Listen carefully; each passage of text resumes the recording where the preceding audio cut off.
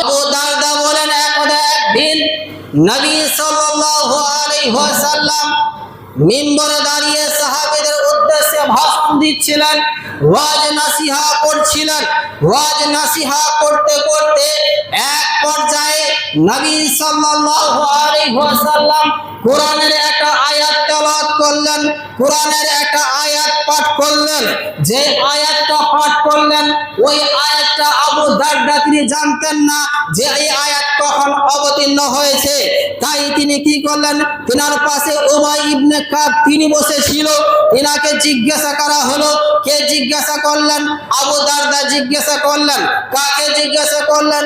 উবাই ইবনে কাবকে জিজ্ঞাসা করলেন, হে উবাই ইবনে কাব, নবী সাল্লাল্লাহু আলাইহি ওয়াসাল্লাম যে আয়াতটা তিনি পাঠ করলেন এই আয়াতটা কখন অবতীর্ণ হয়েছে, কখন নাজিল হয়েছে?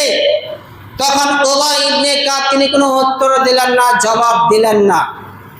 আবার আবু দারদা তিনি প্রশ্ন করে বসলেন, হে উবাই ইবনে কাব, এই আয়াত কখন অবতীর্ণ হয়েছে, নাজিল হয়েছে?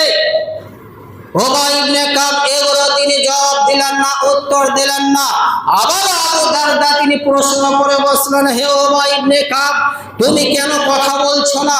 তুমি কি শুনতে পাচ্ছ না আমি তোমাকে কিছু বলছি? যে আয়াত কখন অবতীর্ণ হয়েছে এইভাবে বেশ কয়েকবার প্রশ্ন করা হচ্ছিল, কিন্তু উবাই ইবনে কাব তিনি কোনো উত্তরই দিচ্ছিলেন না।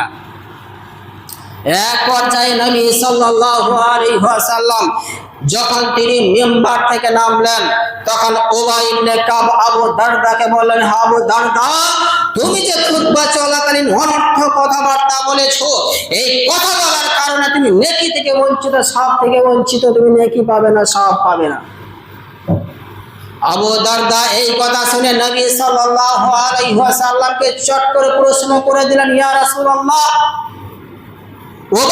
উবাই ইবনে কাব যে আমাকে এই কথা বলেছে এটা কি ঠিক?